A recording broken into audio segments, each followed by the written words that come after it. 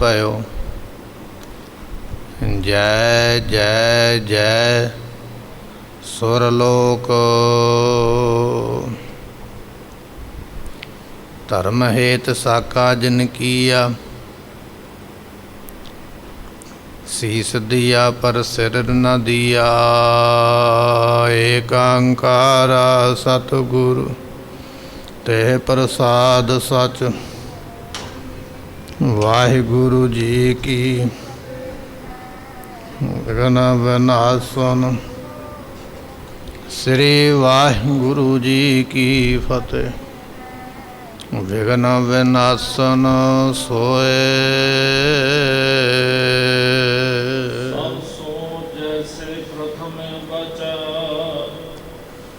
कटियो न कागज करियो सो सचा। वाहिगुरु जी का खालसा, वाहिगुरु जी की फतेह। पतित पावन जुगो जुग अटल गरीब नवाज सतगुरु गुरु ग्रंथ साहिब जियां दी पवित्र पावन हजूरी अंदर सुभाईमान हो रही गुरु की संगत।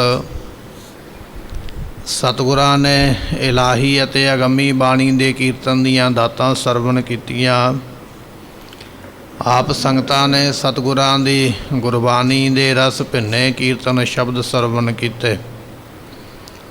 इस वेले साहिब गुरु तेग बहादुर महाराज साहब जियां दे जीवन की जो कथा है वो आपां लगातार हर रोज़ सरवण कर रहे हाँ। पिछले दीवान दे अंदर सरवण किया है। गुरु तेग बहादुर महाराज जी शहीदी प्राप्त करके सचखंड नूं पहुँच गए। औरंगजेब अपने महल दे विच बैठा होया। बहुत ज़्यादा हनेरी आई है, धूड़ ते कंकर महल भर गया। औरंगजेब नूं इस तरह महसूस हो रहा, इस तरह हो रहा है कि जिवें मैनूं जबां ने बन के रख लिया होवे। बड़ा डरिया दिल दे विच। उस वेले बादशाह औरंगजेब दे वजीर काजी ते वो सैयद पठान जिसने महाराज जियां नूं शहीद किया औरंगजेब दे कोल पहुँचे।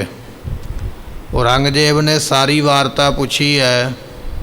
उस वेले सैयद पठान जिहड़ा सतगुरां दे सीस दे उपर तलवार दे नाल वार करन वाला वो दसदा पिया, कहन लगा महाराज जियां ने ऐसा कौतक वरताया है जिहड़ा मैं वेख के हैरान हो गया।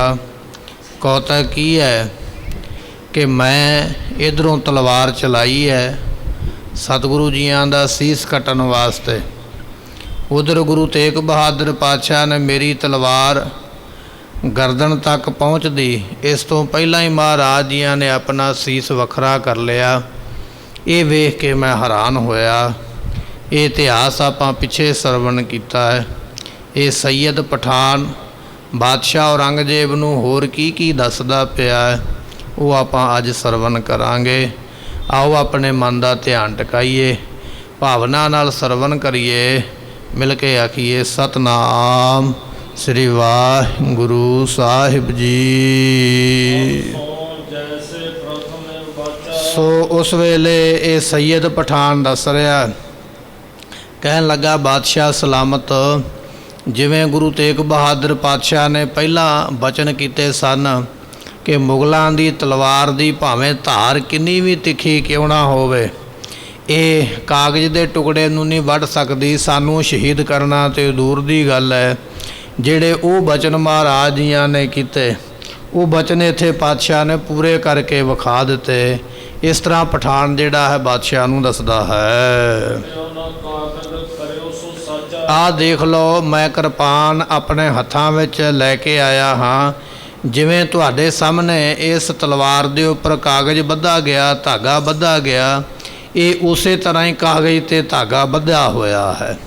सो इस कृपान ने महाराज की गर्दन तक धौण तक जाना ही नहीं किया। पातशाह ने पहला ही अपना सीस जिहड़ा सी धड़ नालों वखरा कर लिया।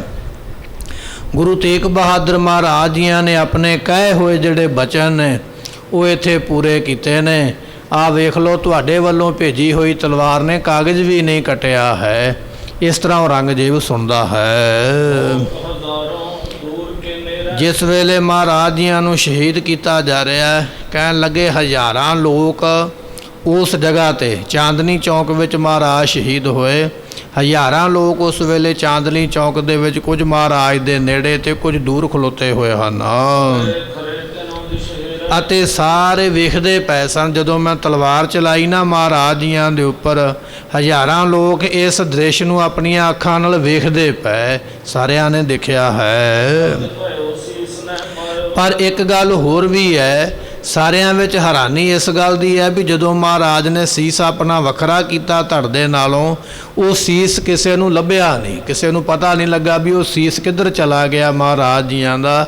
ਹਜ਼ਾਰਾਂ ਲੋਕ ਖਲੋਤੇ ਵੇਖਦੇ ਪਏ, ਪਰ ਹਜ਼ਾਰਾਂ ਬੰਦਿਆਂ ਵਿੱਚੋਂ ਇੱਕ ਵੀ ਬੰਦੇ ਨੂੰ ਇਸ ਗੱਲ ਦਾ ਪਤਾ ਨਹੀਂ ਲੱਗਾ ਕਿ ਜਦੋਂ ਸੀਸ ਮਹਾਰਾਜ ਨੇ ਵੱਖਰਾ ਕੀਤਾ ਧੜ ਦੇ ਨਾਲੋਂ, ਉਹ ਕਿੱਧਰ ਚਲਾ ਗਿਆ, ਕਿੱਧਰ ਨੂੰ ਪਹੁੰਚ ਗਿਆ। ਇਸ ਗੱਲ ਦਾ ਕਿਸੇ ਨੂੰ ਪਤਾ ਨਹੀਂ ਹੈ ਅਤੇ ਨਾ ਹੀ ਕਿਸੇ ਨੇ ਵੇਖਿਆ ਅਤੇ ਨਾ ਹੀ ਇਸ ਗੱਲ ਦਾ ਪਤਾ ਵੀ ਚੁੱਕਿਆ ਕਿੰਨੇ ਹੈ। ਭਾਈ ਜੈਤਾ ਜੀਆਂ ਨੂੰ ਮਹਾਰਾਜ ਦੇ ਬਚਨ ਸਨ, ਗੁਰੂ ਤੇਗ ਬਹਾਦਰ ਪਾਤਸ਼ਾਹ ਜੀਆਂ ਦੇ। ਮਹਾਰਾਜ ਕਹਿਣ ਲੱਗੇ, ਭਾਈ ਜੈਤਿਆ, ਇਹ ਜਿਹੜਾ ਸੀਸ ਹੈ ਤੂੰ ਅਨੰਦਪੁਰ ਸਾਹਿਬ ਦੀ ਧਰਤੀ ਤੇ ਲੈ ਕੇ ਜਾਣਾ। ਤੈਨੂੰ ਕੋਈ ਵੇਖ ਨਹੀਂ ਸਕੇਗਾ, ਤੇਰੇ ਰਸਤੇ ਨੂੰ ਕੋਈ ਰੋਕ ਨਹੀਂ ਸਕੇਗਾ। ਉਹ ਗੁਰੂ ਤੇਗ ਬਹਾਦਰ ਪਾਤਸ਼ਾਹ ਦੇ ਬਚਨ ਇਸੇ ਤਰ੍ਹਾਂ ਹੀ ਪੂਰੇ ਹੋਏ। ਜਦੋਂ ਭਾਈ ਜੈਤਾ ਜੀਆਂ ਨੇ ਸੀਸ ਚੁੱਕਿਆ ਮਹਾਰਾਜ ਜੀਆਂ ਦਾ, ਉਸ ਵੇਲੇ ਇਹ ਸੈਯਦ ਪਠਾਨ ਦੱਸਦਾ ਪਿਆ, ਕਹਿਣ ਲੱਗਾ ਵੀ ਹਜ਼ਾਰਾਂ ਦੀ ਗਿਣਤੀ ਵਿੱਚ ਉੱਥੇ ਸਿਪਾਹੀ ਸਨ, ਵਜ਼ੀਰ ਸਨ, ਲੋਕ ਇਕੱਠੇ ਸਨ, ਪਰ ਕਿਸੇ ਨੂੰ ਪਤਾ ਹੀ ਨਹੀਂ ਲੱਗਾ ਵੀ ਸੀਸ ਮਹਾਰਾਜ ਦੇ ਧੜ ਨਾਲੋਂ ਜਦੋਂ ਵੱਖਰਾ ਹੋਇਆ ਤੇ ਕਿੱਧਰ ਚਲਾ ਗਿਆ। ਸੀਸ ਨੂੰ ਚੁੱਕ ਕੇ ਕੌਣ ਲੈ ਗਿਆ, ਇਸ ਗੱਲ ਨੂੰ ਕੋਈ ਵੇਖ ਨਹੀਂ ਸਕਿਆ ਹੈ। ਉੱਥੇ ਬਹੁਤ ਜ਼ਿਆਦਾ ਸਿਪਾਹੀ ਜਿਹੜੇ ਸਨ ਨਿਗਰਾਨੀ ਰੱਖਣ ਵਾਸਤੇ, ਬਾਦਸ਼ਾਹ ਨੇ ਵੱਖ-ਵੱਖ ਫੌਜਾਂ ਦੀਆਂ ਟੁਕੜੀਆਂ ਜਿਹੜੀਆਂ ਸਨ ਸਾਰਿਆਂ ਥਾਵਾਂ ਦੇ ਉੱਪਰ ਲਾਈਆਂ ਹੋਈਆਂ, ਪਰ ਕਿਸੇ ਵੀ ਫੌਜ ਦੀ ਟੁਕੜੀ ਜਾਂ ਸਿਪਾਹੀ ਨੇ ਸੀਸ ਕੌਣ ਲੈ ਗਿਆ, ਕਿੱਧਰ ਨੂੰ ਚਲਾ ਗਿਆ, ਦਿਖਿਆ ਨਹੀਂ ਹੈ। ਕਈਆਂ ਨੇ ਲੱਭਣ ਦੀ ਕੋਸ਼ਿਸ਼ ਵੀ ਕੀਤੀ ਹੈ। ਜਦੋਂ ਹਨੇਰੀ ਬੰਦ ਹੋ ਗਈ ਨਾ, ਮਹਾਰਾਜ ਦਾ ਇਕੱਲਾ ਧੜ ਦਿਖਾਈ ਦਿੰਦਾ ਪਿਆ ਚੌਂਕ ਵਿੱਚ ਪਿਆ ਹੋਇਆ, ਪਰ ਧੜ ਦੇ ਨਾਲ ਸੀਸ ਨਹੀਂ ਹੈ। ਬਾਦਸ਼ਾਹ ਦੇ ਸਿਪਾਹੀ ਲੱਭਦੇ ਫਿਰਦੇ, ਧੜ ਕਿੱਧਰ, ਧੜ ਹੈ ਪਰ ਸੀਸ ਕਿੱਧਰ ਚਲਾ ਗਿਆ। ਲੱਭਣ ਦੇ ਬਾਵਜੂਦ ਵੀ ਕਹਿੰਦੇ ਸਾਨੂੰ ਸੀਸ ਨਹੀਂ ਲੱਭਾ ਹੈ। ਅਸੀਂ ਸਾਰਿਆਂ ਨੂੰ ਡਰ ਦੇ ਕੇ, ਹੋ ਸਕਦਾ ਕਿਸੇ ਨੇ ਲੁਕੋ ਲਿਆ ਹੋਵੇ, ਛੁਪਾ ਲਿਆ ਹੋਵੇ, ਆਪਣੇ ਕੋਲ ਬੈਗ ਝੋਲੇ ਵਿੱਚ ਪਾ ਲਿਆ ਹੋਵੇ। ਇਹ ਸੈਯਦ ਪਠਾਨ ਦੱਸਦਾ ਪਿਆ, ਅਸੀਂ ਉੱਚੀ ਆਵਾਜ਼ ਦੇ ਵਿੱਚ ਲੋਕਾਂ ਨੂੰ ਡਰਾ ਕੇ ਪੁੱਛਿਆ ਕਿ ਦੱਸੋ ਭਾਈ ਸੀਸ ਕਿਹਨੇ ਚੁੱਕਿਆ ਹੈ। ਪਰ ਸਾਡੇ ਪੁੱਛਣ ਦੇ ਬਾਵਜੂਦ ਵੀ ਉਹ ਸੀਸ ਕਿਸੇ ਦੇ ਹੱਥ ਆਇਆ ਸਾਨੂੰ ਮਿਲਿਆ ਨਹੀਂ ਹੈ। ਇੰਨੇ ਲੋਕਾਂ ਵਿੱਚੋਂ ਸੀਸ ਕਿੱਧਰ ਗਿਆ ਕਿਸੇ ਨੇ ਵੇਖਿਆ ਨਹੀਂ, ਪਰ ਲੋਕਾਂ ਨੂੰ ਡਰਾਇਆ ਗਿਆ। ਬਾਦਸ਼ਾਹ ਔਰੰਗਜ਼ੇਬ ਦਾ ਨਾਮ ਲੈ ਕੇ ਬੜੇ ਬੜੇ ਵਜ਼ੀਰਾਂ ਨੇ ਜਿਹੜੇ ਉੱਥੇ ਕੋਤਵਾਲ ਥਾਣੇਦਾਰ ਸਨ, ਲੋਕਾਂ ਨੂੰ ਡਰਾ ਡਰਾ ਕੇ ਪੁੱਛਣ ਲੱਗ ਪਏ, ਤਲਾਸ਼ੀ ਲੈਣ ਲੱਗ ਪਏ, ਪਰ ਕਹਿਣ ਲੱਗੇ ਡਰਾਉਣ ਦੇ ਮਗਰੋਂ ਅਤੇ ਤਲਾਸ਼ ਕਰਨ ਦੇ ਮਗਰੋਂ ਸਾਨੂੰ ਸੀਸ ਲੱਭਾ ਨਹੀਂ ਵੀ ਉਹ ਕੌਣ ਲੈ ਗਿਆ ਹੈ। ਅਸੀਂ ਇੱਕ ਇੱਕ ਨੂੰ ਕੱਲੇ ਕੱਲੇ ਕਰਕੇ, ਕਿਉਂਕਿ ਬਾਦਸ਼ਾਹ ਔਰੰਗਜ਼ੇਬ ਦਾ ਹੁਕਮ ਕੋਈ ਨਿੱਕਾ ਨਹੀਂ ਹੈ, ਸਿਪਾਹੀਆਂ ਨੂੰ ਵਜ਼ੀਰਾਂ ਨੂੰ ਵੀ ਡਰ ਹੈ ਵੀ ਬਾਦਸ਼ਾਹ ਸਾਨੂੰ ਛੱਡੇਗਾ ਨਹੀਂ। ਉਸੇ ਵੇਲੇ ਫੌਜ ਦੇ ਜਿਹੜੇ ਕਮਾਂਡਰ ਸਨ, ਝੱਟ ਹੀ ਉਹਨਾਂ ਨੇ ਫੌਜੀਆਂ ਨੂੰ ਹੁਕਮ ਕਰਕੇ ਕੱਲੇ ਕੱਲੇ ਬੰਦੇ ਦੀ ਤਲਾਸ਼ੀ ਕੀਤੀ ਗਈ। ਵੱਖਰੋ ਵੱਖਰਾ ਕਰਕੇ ਹਰੇਕ ਬੰਦੇ ਨੂੰ ਵੇਖਿਆ ਗਿਆ ਕਿ ਕੋਈ ਬੰਦੇ 2-4 ਖੜ ਕੇ ਇੱਕ ਦੂਸਰੇ ਦਾ ਉਹਲਾ ਕਰਕੇ ਕਿਤੇ ਸੀਸ ਨਾ ਆਪਣੇ ਕੋਲ ਕਿਸੇ ਨੇ ਰੱਖ ਲਿਆ ਹੋਵੇ। ਕੱਲੇ ਕੱਲੇ ਬੰਦੇ ਨੂੰ ਨਿਗਰਾਨੀ ਦੇ ਤੌਰ ਤੇ ਵੇਖਿਆ ਗਿਆ, ਪਰ ਕਿਸੇ ਦੇ ਕੋਲੋਂ ਵੀ ਸੀਸ ਸਾਨੂੰ ਮਿਲਿਆ ਨਹੀਂ ਹੈ ਤੇ ਸਾਰਿਆਂ ਨੂੰ ਰੋਕ ਦਿੱਤਾ। ਬਾਦਸ਼ਾਹ ਦੇ ਸਿਪਾਹੀਆਂ ਨੇ, ਵਜ਼ੀਰਾਂ ਨੇ ਹੁਕਮ ਦਿੱਤਾ, ਜਿੰਨੇ ਲੋਕ ਚਾਂਦਨੀ ਚੌਂਕ ਵਿੱਚ ਖਲੋਤੇ ਨੇ, ਜਿਨ੍ਹਾਂ ਦੇ ਹੁੰਦਿਆਂ ਗੁਰੂ ਤੇਗ ਬਹਾਦਰ ਪਾਤਸ਼ਾਹ ਦੀ ਸ਼ਹੀਦੀ ਹੋਈ ਹੈ, ਕੋਈ ਵੀ ਬੰਦਾ ਸਾਡੀ ਆਗਿਆ ਤੋਂ ਬਿਨਾਂ ਇੱਥੋਂ ਆਪਣੇ ਘਰ ਨੂੰ ਜਾਣ ਦਾ ਯਤਨ ਨਾ ਕਰੇ। ਜਿੰਨੇ ਲੋਕ ਸਨ ਸਾਰਿਆਂ ਨੂੰ ਉੱਥੇ ਖੜਾ ਦਿੱਤਾ ਗਿਆ। ਨਾ ਕੋਈ ਆਪਣੇ ਘਰ ਜਾ ਸਕਦਾ, ਨਾ ਕੋਈ ਆਪਣੇ ਕੰਮ ਤੇ ਜਾ ਸਕਦਾ, ਨਾ ਕੋਈ ਹੋਰ ਕਿਸੇ ਥਾਂ ਨੂੰ ਜਾ ਸਕਦਾ। ਸਾਰੇ ਲੋਕਾਂ ਨੂੰ ਰੋਕ ਦਿੱਤਾ ਗਿਆ। ਜਿੰਨਾ ਚਿਰ ਸੀਸ ਨਹੀਂ ਲੱਭਦਾ ਉਹਨਾਂ ਚਿਰ ਕੋਈ ਬੰਦਾ ਕਿਤੇ ਜਾ ਨਹੀਂ ਸਕੇਗਾ। ਸਾਰਿਆਂ ਨੂੰ ਡਰਾ ਕੇ ਉਸ ਵੇਲੇ ਰੁਕਿਆ ਹੈ। ਅਤੇ ਇਸੇ ਤਰ੍ਹਾਂ ਜਿੰਨੇ ਵੀ ਲੋਕ ਗਰੀਬ ਸਨ ਉਹਨਾਂ ਦੇ ਕੋਲੋਂ ਵੀ ਪੁੱਛਿਆ ਗਿਆ, ਅਤੇ ਹੋਰ ਵੀ ਜਿਹੜੇ ਲੋਕ ਗਣੀ ਸਨ, ਗਿਣਤੀ ਕਰਨ ਵਾਲੇ, ਜਾਂ ਹੋਰ ਖੋਜ ਨੂੰ ਕਰਨ ਵਾਲੇ ਜਿਹੜੇ ਖੋਜਾਕਾਰ ਸਨ ਉਹਨਾਂ ਨੂੰ ਵੀ ਪੁੱਛਿਆ ਗਿਆ, ਪਰ ਕਿਸੇ ਦੇ ਕੋਲੋਂ ਵੀ ਸਾਨੂੰ ਸੀਸ ਨਹੀਂ ਮਿਲਿਆ ਹੈ। ਪਤਾ ਨਹੀਂ ਵੀ ਉਹ ਸੀਸ ਕਿੱਧਰ ਚਲਾ ਗਿਆ। ਇਹ ਜਿਹੜਾ ਸੈਯਦ ਪਠਾਨ ਜਿਹਨੇ ਮਹਾਰਾਜ ਦੀ ਗਰਦਨ ਦੇ ਉੱਪਰ ਤਲਵਾਰ ਦਾ ਵਾਰ ਕਰਨਾ, ਇਹ ਬਾਦਸ਼ਾਹ ਨੂੰ ਆਪਣੀ ਤੇ ਆਪਣੇ ਵਜ਼ੀਰਾਂ ਦੀ ਸਫਾਈ ਦਿੰਦਾ ਪਿਆ। ਕਹਿਣ ਲੱਗਾ ਬਾਦਸ਼ਾਹ ਸਲਾਮਤ, ਇਹਦੇ ਵਿੱਚ ਸਾਡਾ ਕਿਸੇ ਦਾ ਕਸੂਰ ਹੀ ਕੋਈ ਨਹੀਂ ਹੈ। ਅਸੀਂ ਇਕੱਲੇ ਬੰਦੇ ਨੂੰ ਪੁੱਛਿਆ, ਤਲਾਸ਼ੀ ਲਈ ਹੈ, ਪਰ ਸਾਨੂੰ ਕਿਸੇ ਦੇ ਕੋਲੋਂ ਵੀ ਮਹਾਰਾਜ ਦਾ ਸੀਸ ਮਿਲਿਆ ਨਹੀਂ ਹੈ। ਹਾਂ, ਇਹ ਨਹੀਂ ਪਤਾ ਮਹਾਰਾਜ ਨੇ ਕੋਈ ਕਰਾਮਾਤ ਵਿਖਾਈ ਹੋਵੇ ਤੇ ਪਾਤਸ਼ਾਹ ਜੀਆਂ ਦਾ ਪਵਿੱਤਰ ਸੀਸ ਹੋ ਸਕਦਾ ਧਰਤੀ ਵਿੱਚ ਕਿਤੇ ਧੱਸ ਗਿਆ ਹੋਵੇ, ਮਹਾਰਾਜ ਨੇ ਆਪਣਾ ਸੀਸ ਕਿਤੇ ਪਤਾਲ ਵਿੱਚ ਛੁਪਾ ਦਿੱਤਾ ਹੋਵੇ। ਇਸ ਗੱਲ ਤੋਂ ਮੁਕਰਿਆ ਨਹੀਂ ਜਾ ਸਕਦਾ। ਇਹ ਮਹਾਰਾਜ ਦੀ ਕੋਈ ਆਪਣੀ ਮਰਜ਼ੀ ਹੈ। ਤੇ ਜਾਂ ਮਹਾਰਾਜ ਜੀਆਂ ਦਾ ਸੀਸ ਆਕਾਸ਼ ਨੂੰ ਉੱਡ ਗਿਆ ਛੇਤੀ ਦੇ ਨਾਲ, ਤਾਂ ਨਹੀਂ ਸਾਨੂੰ ਲੱਭਿਆ। ਪਰ ਜੇ ਦਿੱਲੀ ਸ਼ਹਿਰ ਦੇ ਵਿੱਚ ਕਿਸੇ ਦੇ ਕੋਲ ਵੀ ਸੀਸ ਹੁੰਦਾ ਤੇ ਸਾਡੀਆਂ ਅੱਖਾਂ ਤੋਂ ਉਹ ਵਿਅਕਤੀ ਬਚ ਨਹੀਂ ਸੀ ਸਕਦਾ। ਇਹ ਕਾਰਨ ਦੋ ਹੀ ਹੋ ਸਕਦੇ ਨੇ, ਜਾਂ ਤੇ ਸੀਸ ਮਹਾਰਾਜ ਦਾ ਥੱਲੇ ਪਤਾਲ ਵਿੱਚ ਚਲਾ ਗਿਆ, ਜਾਂ ਮਹਾਰਾਜ ਜੀਆਂ ਦਾ ਸੀਸ ਆਕਾਸ਼ ਵਿੱਚ ਉੱਡ ਗਿਆ, ਤਾਂ ਇਹ ਸਾਨੂੰ ਪ੍ਰਾਪਤ ਨਹੀਂ ਹੋਇਆ ਹੈ। ਜਿੰਨਾ ਚਿਰ ਮਹਾਰਾਜ ਜੀਆਂ ਦਾ ਸੀਸ ਧੜ ਦੇ ਨਾਲ ਲੱਗਾ ਰਿਹਾ, ਉਹਨਾਂ ਚਿਰ ਸਾਰਿਆਂ ਨੂੰ ਦਿਸਦਾ ਪਿਆ ਵੀ ਆਹ ਮਹਾਰਾਜ ਜੀਆਂ ਦਾ ਪਵਿੱਤਰ ਸਰੀਰ ਹੈ। ਪਰ ਜਦੋਂ ਹੀ ਉਹ ਸੀਸ ਜਿਹੜਾ ਸੀ ਧੜ ਦੇ ਨਾਲੋਂ ਵੱਖਰਾ ਹੋਇਆ, ਉਦੋਂ ਮਗਰੋਂ ਸੀਸ ਕਿਸੇ ਨੂੰ ਦਿਸਿਆ ਨਹੀਂ ਹੈ। ਸਾਰੇ ਵੇਖਦੇ ਪਏ। ਗੁਰੂ ਤੇਗ ਬਹਾਦਰ ਪਾਤਸ਼ਾਹ ਨੇ ਸਾਰਿਆਂ ਦੇ ਸਾਹਮਣੇ ਇਸ਼ਨਾਨ ਕੀਤਾ, ਜਪਜੀ ਸਾਹਿਬ ਦਾ ਪਾਠ ਕੀਤਾ। ਸਾਰਿਆਂ ਦੇ ਸਾਹਮਣੇ ਮਹਾਰਾਜ ਜੀਆਂ ਨੇ ਆਪਣਾ ਸਿਰ ਵੀ ਝੁਕਾਇਆ ਹੈ। ਕਹਿਣ ਲੱਗੇ ਵੀ ਇਹ ਤੇ ਸਾਰਿਆਂ ਨੇ ਵੇਖਿਆ ਹੈ। ਤੇ ਜਦੋਂ ਮੈਂ ਆਪਣੀ ਤਲਵਾਰ ਦਾ ਵਾਰ ਕੀਤਾ ਮਹਾਰਾਜ ਜੀਆਂ ਦੀ ਗਰਦਨ ਦੇ ਉੱਪਰ, ਅਤੇ ਮੈਂ ਚਾਹੁੰਦਾ ਸੀ ਵੀ ਮੇਰੀ ਤਲਵਾਰ ਦਾ ਵਾਰ ਜਿਹੜਾ ਨਾ ਮਹਾਰਾਜ ਜੀਆਂ ਦੀ ਧੌਣ ਦੇ ਉੱਪਰ ਸਹੀ ਆ ਕੇ ਲੱਗੇ, ਤਾਂ ਕਿ ਧੌਣ ਜਿਹੜੀ ਉਹ ਵੱਢੀ ਜਾਵੇ, ਸਿਰ ਵੱਖਰਾ ਹੋ ਜਾਵੇ, ਧੜ ਵੱਖਰਾ ਹੋ ਜਾਵੇ। ਇਸ ਕਰਕੇ ਮੈਂ ਤਲਵਾਰ ਦਾ ਵਾਰ ਕੀਤਾ ਹੈ। ਪਰ ਇਸ ਤੋਂ ਪਹਿਲਾਂ ਕਿ ਮੇਰੀ ਤਲਵਾਰ ਮਹਾਰਾਜ ਦੀ ਗਰਦਨ ਨੂੰ ਛੂਹ ਸਕਦੀ ਆ ਕੇ, ਮਹਾਰਾਜ ਨੇ ਪਹਿਲਾਂ ਹੀ ਸੀਸ ਵੱਖਰਾ ਕੀਤਾ, ਔਰ ਉਹ ਸੀਸ ਗਿਆ ਕਿੱਧਰ ਇਸ ਗੱਲ ਨੂੰ ਕੋਈ ਵੇਖ ਨਹੀਂ ਸਕਿਆ ਹੈ।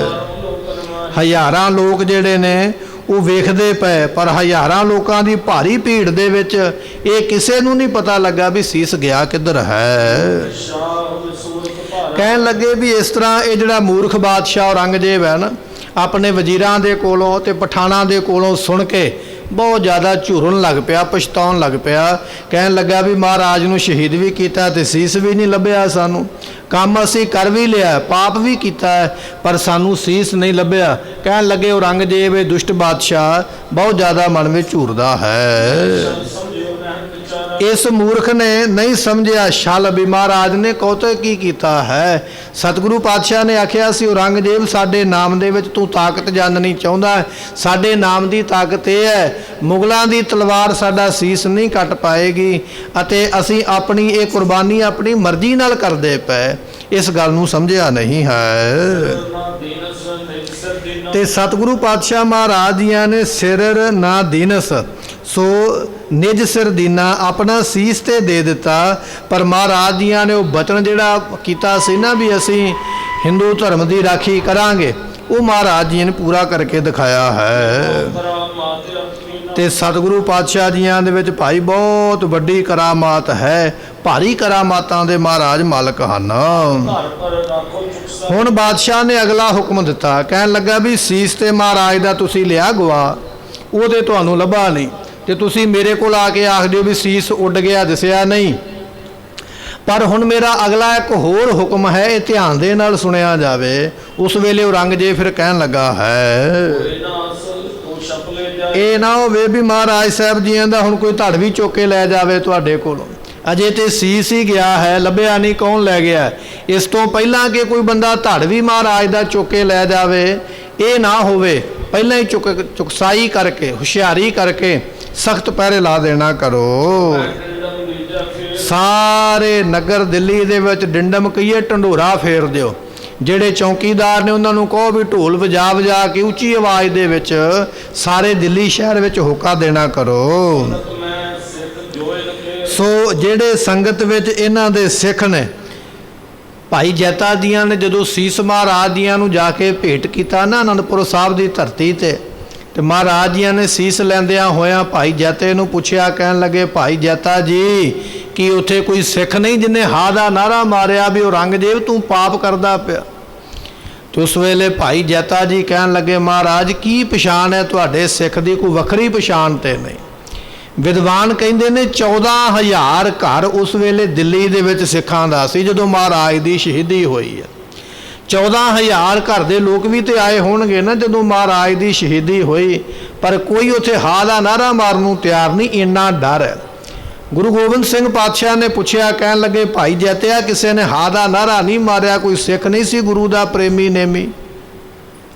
ਤੇ ਭਾਈ ਜੈਤਾ ਜੀ ਕਹਿਣ ਲੱਗੇ, ਮਹਾਰਾਜ ਸਿੱਖ ਤੇ ਬੜੇ ਸਨ, 14,000 ਘਰ ਦਿੱਲੀ ਵਿੱਚ ਸਿੱਖਾਂ ਦਾ ਹੈ, ਪਰ ਤੁਹਾਡੇ ਸਿੱਖਾਂ ਦੀ ਕੋਈ ਵੱਖਰੀ ਪਛਾਣ ਨਹੀਂ ਹੈ। ਕੋਈ ਹੁੰਦੀ ਤੇ ਫਿਰ ਮੈਂ ਗਿਣ ਕੇ ਦੱਸ ਦਿੰਦਾ ਵੀ ਉੱਥੇ 5 ਸਿੱਖ ਜਾਂ 10 20 50 ਜਿੰਨੇ ਵੀ ਸਿੱਖ ਮੈਂ ਗਿਣਤੀ ਕਰ ਲੈਂਦਾ, ਪਰ ਵੱਖਰੀ ਪਛਾਣ ਹੀ ਕੋਈ ਨਹੀਂ। ਮਹਾਰਾਜ ਕਿਵੇਂ ਦੱਸਾਂ? ਇਹ ਬਚਨ ਜਦੋਂ ਮਹਾਰਾਜ ਨੇ ਸੁਣਿਆ, ਆਪਣੇ ਪਿਤਾ ਦੇ ਸੀਸ ਨੂੰ ਆਪਣੇ ਹੱਥਾਂ ਵਿੱਚ ਲੈਂਦੇ ਹੋਏ 10ਵੇਂ ਪਾਤਸ਼ਾਹ ਨੇ ਆਖਿਆ, ਕਹਿਣ ਲੱਗੇ, ਭਾਈ ਜੈਤਿਆ ਅਸੀਂ ਖਾਲਸਾ ਇਹੋ ਜਿਹਾ ਤਿਆਰ ਕਰਾਂਗੇ, ਲੱਖਾਂ ਦੇ ਵਿੱਚ ਸਾਡਾ ਇੱਕ ਸਿੱਖ ਖਲੋਤਾ ਹੋਵੇਗਾ, ਉਹਨੂੰ ਦੱਸਣ ਦੀ ਲੋੜ ਨਹੀਂ ਪਵੇਗੀ ਵੀ ਮੈਂ 10ਵੇਂ ਪਾਤਸ਼ਾਹ ਦਾ ਸਿੱਖ ਹਾਂ।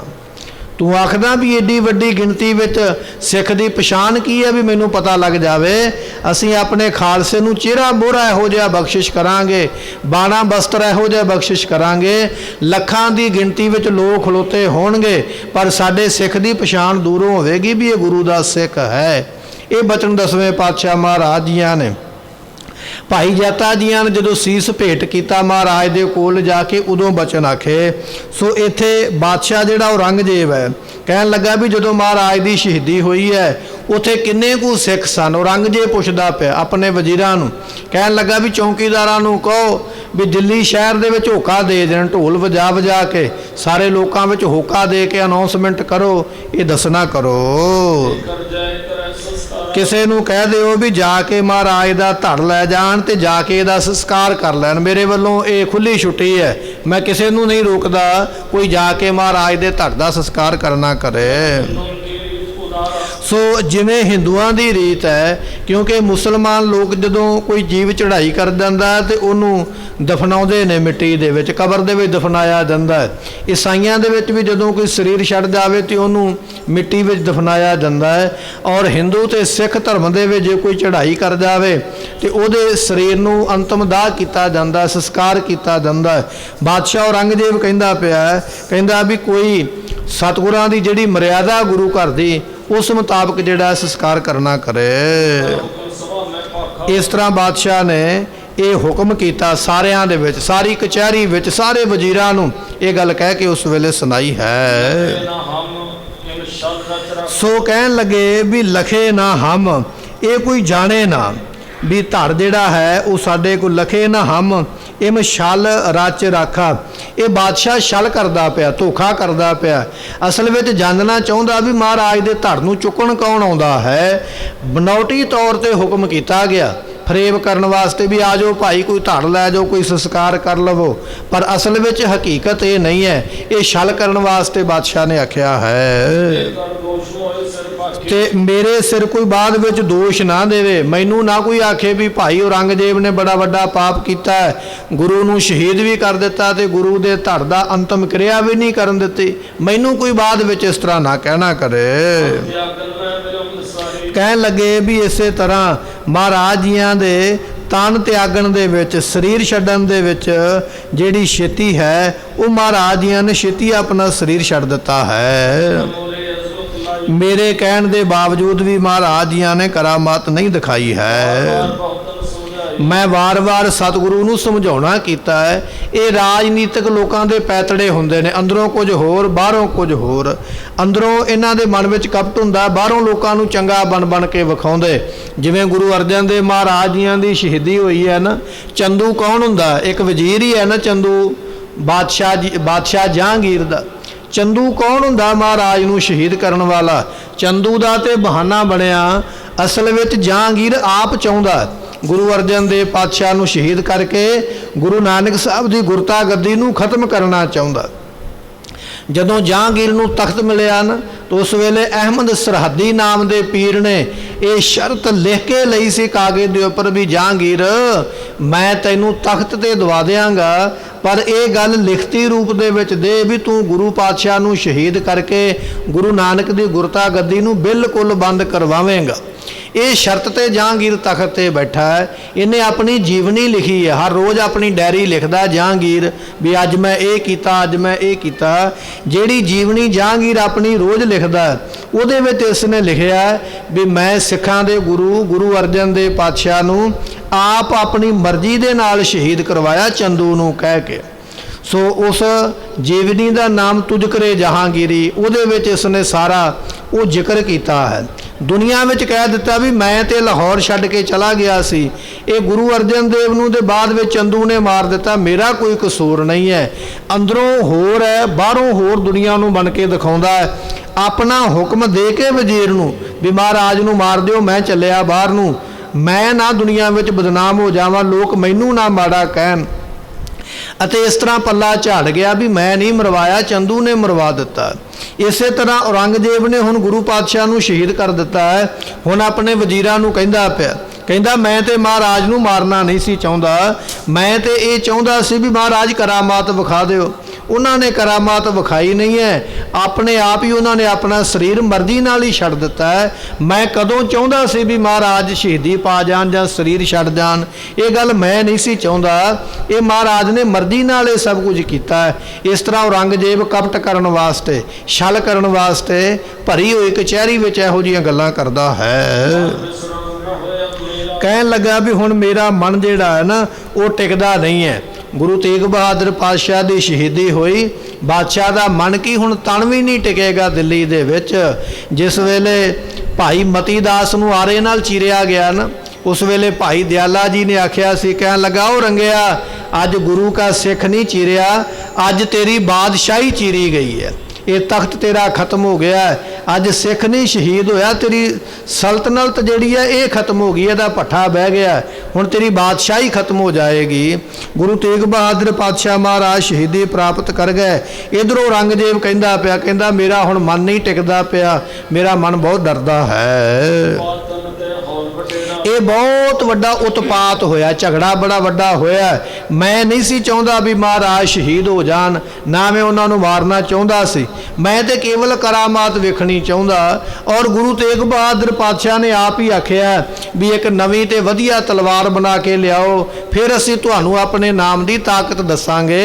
मैं तो महाराज दे नाम की ताकत वेखना चाहुंदा सी, मैनू की पता सी भी उन्होंने अपने आप शरीर छड्ड जाना, ये मैनू नहीं सी पता। मैं गुरु तेग बहादुर पातशाह नूं नहीं मारिया, वो अपनी मर्जी नाल शरीर छड्ड के गए। इहो जिहियां गल्लां हुण औरंगजेब कहंदा है। ते जिहड़े लोग उत्थे खुशामदी करन वाले, चापलूसी करन वाले, हरेक धड़े विच ਜਿਹੜੇ ਚਾਪਲੂਸ ਲੋਕ ਨੇ ਹੁੰਦੇ ਨੇ, ਬਾਦਸ਼ਾਹ ਦੇ ਕੋਲ ਤੇ ਖਾਸ ਕਰਕੇ ਚਮਚੇ ਹੁੰਦੇ ਜਿਹੜੇ ਬਾਦਸ਼ਾਹ ਦੀ ਖੁਸ਼ਾਮਦੀ ਕਰਦੇ। ਕੋਈ ਵੀ ਲੀਡਰ ਹੈ ਨਾ, ਮੰਤਰੀ ਹੈ, ਪ੍ਰਧਾਨ ਹੈ, ਕੋਈ ਵੀ ਵੱਡਾ ਬੰਦਾ, ਉਹਦੇ ਥੱਲੇ ਕੁਝ ਚਮਚੇ ਹੁੰਦੇ ਚੇਲੇ, ਉਹਨੂੰ ਵਡਿਆਉਣ ਵਾਲੇ, ਉਹਨੂੰ ਫੂਕ ਛਕਾਉਣ ਵਾਲੇ ਵੀ ਤੇਰੇ ਵਰਗਾ ਕੋਈ ਨਹੀਂ ਹੈ, ਤੇਰੇ ਵਰਗਾ ਕੋਈ ਨਹੀਂ ਹੈ। पर हुंदे वो अपने मतबल कढ़न वाले। जदों औरंगजेब ने यह गल आखी ना भी मैं गुरु नूं शहीद नहीं सी करना चाहुंदा, जिहड़े खुशामद करन वाले चिमचे सन उत्थे कचहरी दे विच, उस वेले कहन लगे हन, कहन लगे बादशाह सलामत तुहाडी ते गलती कोई नहीं है, ਇਹਦੇ 'ਚ ਤੁਹਾਨੂੰ पाप कोई नहीं लगना गुरु तेग बहादुर पातशाह नूं शहीद करन दा। क्यों? क्योंकि गुरु तेग बहादुर पातशाह ने तुहाडी ते गल ही नहीं मन्नी। बादशाह का हुक्म मनना प्रजा का फर्ज हुंदा है, तो गुरु तेग बहादुर तुहाडी प्रजा सन, तुसीं हो बादशाह। जे तुसीं कहा सी भी महाराज करामात दिखा दिओ तो महाराज फिर करामात विखाउंदे। ये उल्टा गुरु तेग बहादुर पातशाह ने गलती की है, जिन्हां ने तुहाडा हुक्म नहीं मन्निया। इहदे विच तुहाडी कोई गलती नहीं है, सगों उन्हां नूं हुक्म मनना चाहिदा सी। इस तरह जिहड़े चमचे चापलूसी करन वाले औरंगजेब दे कोल खलोते आखदे हन। इस तरह अगे होर भी कई जाने कतल हुए हैं। जिहड़े शरह नूं नहीं मनते उल्टे चलते हैं, जिन्हों तख्त मिल जाता है ना, पावर ताकत मिल जाती है, वो फिर आखदा भी जिवें मैं करा, जिवें मैं जो चाहां उस तरह ही होवे। ਜੇ ਮੇਰਾ ਕੋਈ ਕਹਿਣੇ 'ਚ ਨਹੀਂ ਚੱਲਦਾ ਤੇ ਮੈਂ ਉਸ ਨੂੰ ਜਿਉਣ ਨਹੀਂ ਦੇਵਾਂਗਾ। ਔਰੰਗਜ਼ੇਬ ਨੂੰ ਇਹ ਜਿਹੜੇ ਕਾਜੀ ਮੁਲਾਣੇ ਨੇ ਭੜਕਾਉਂਦੇ ਪੈ, ਕਹਿਣ ਲੱਗੇ ਬਾਦਸ਼ਾਹ ਸਲਾਮਤ, ਗੁਰੂ ਤੇਗ ਬਹਾਦਰ ਅੱਜ ਪਹਿਲੀ ਵਾਰੀ ਨਹੀਂ ਸਰੀਰ ਛੱਡ ਕੇ ਗਏ, ਇਹਨਾਂ ਵਰਗੇ ਪਤਾ ਨਹੀਂ ਆਪਾਂ ਪਹਿਲਾਂ ਕਿੰਨੇ ਕੁ ਦੁਨੀਆ ਤੋਂ ਤੋਰ ਦਿੱਤੇ। ਜਿਹੜੇ ਸਾਡਾ ਹੁਕਮ ਨਹੀਂ ਮੰਨਣਗੇ, ਜਿਹੜੇ ਇਸਲਾਮ ਦੀ ਸ਼ਰ੍ਹਾ ਵਿੱਚ ਨਹੀਂ ਆਉਣਗੇ, ਉਹਨਾਂ ਨੂੰ ਦੁਨੀਆ ਤੇ ਜਿਉਣ ਦਾ ਕੋਈ ਹੱਕ ਹੀ ਨਹੀਂ, ਉਹਨਾਂ ਨੂੰ ਤੇ ਮਰ ਜਾਣਾ ਚਾਹੀਦਾ ਹੈ। ਇਸ ਤਰ੍ਹਾਂ ਇਹ ਚੰਗਾ ਹੀ ਹੋਇਆ ਜੇ ਗੁਰੂ ਪਾਤਸ਼ਾਹ ਸਰੀਰ ਛੱਡ ਗਏ, ਉਹਨਾਂ ਨੇ ਸ਼ਰ੍ਹਾ ਨਹੀਂ ਮੰਨੀ ਹੈ, ਇਸਲਾਮ ਦੇ ਵਿੱਚ ਆਉਣਾ ਨਹੀਂ ਮੰਨਿਆ ਹੈ।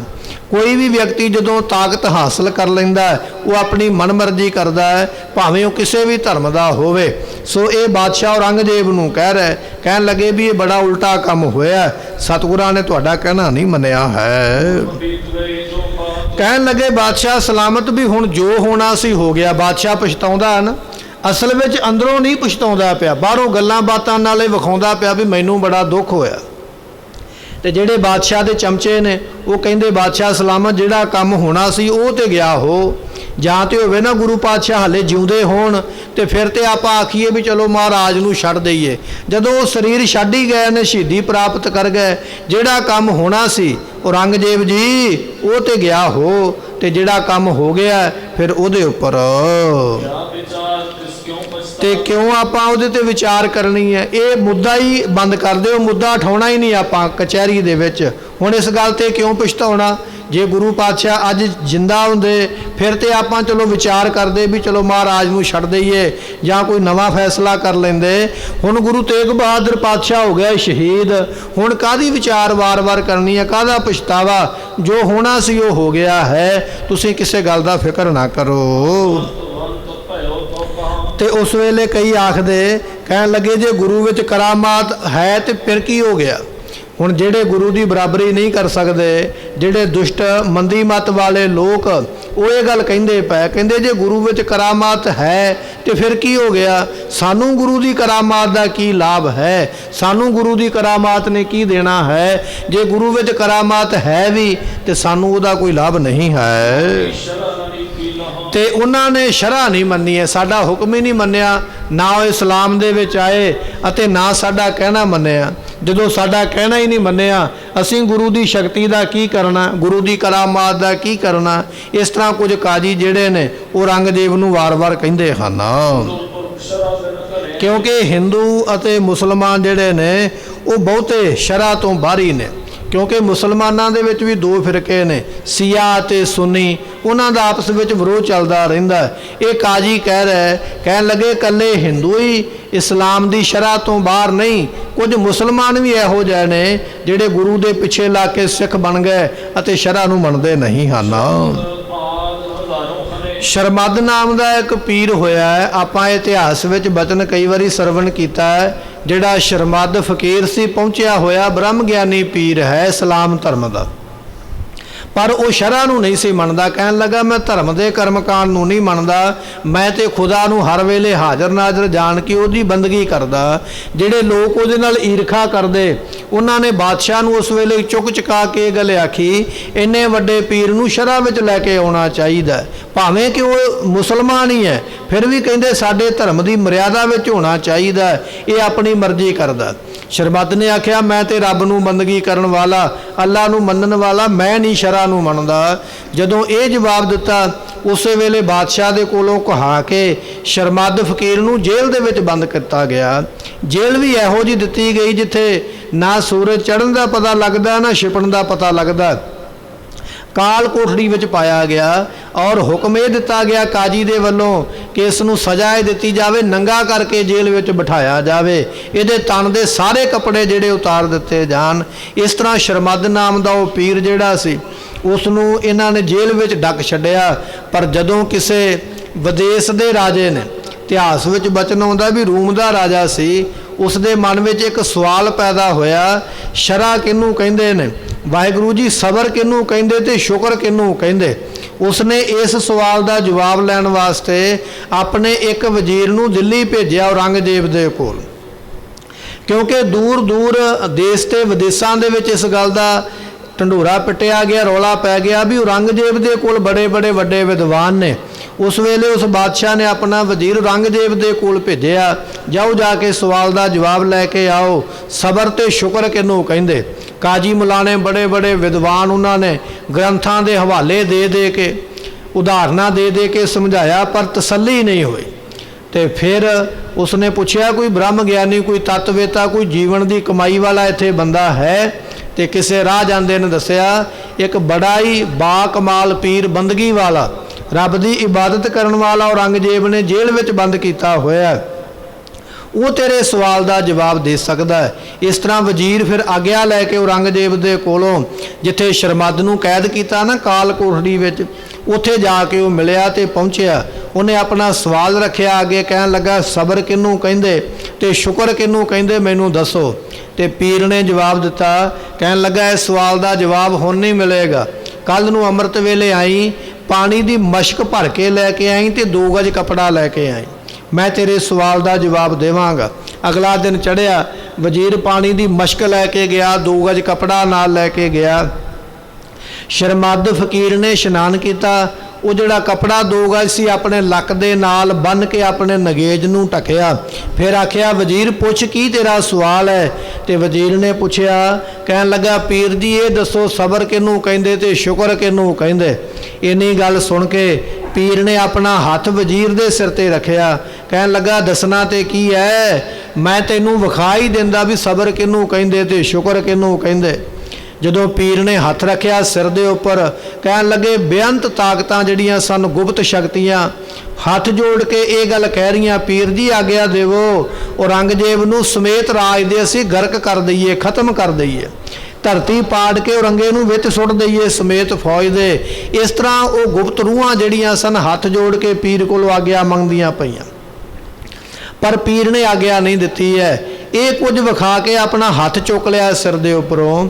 वजीर कहंदा जी मैनू समझ नहीं आई है। उस वेले पीर ने दसिया, कहन लगा भी शुक्र ये है ते सबर ये है, मेरे को इन्नी ताकत है, मैं माड़ा जिहा इशारा भी कर देवां, ये जिन्नियां मेरे को शक्तियां ने औरंगजेब नूं चुक के धरती विच सुट देन, गर्क कर देने, खत्म हो जान, पर इन्नी ताकत हुंदियां मैं इन्ना तसीहा सहिंदा पिया, इन्ना दुख सहिंदा पिया, ये मेरा सबर है भी ताकत है मेरे कोल, मैं जो चाहवां कर लवां, पर ताकत दे हुंदियां मैं अल्लाह दे भाणे नूं मनदा पिया।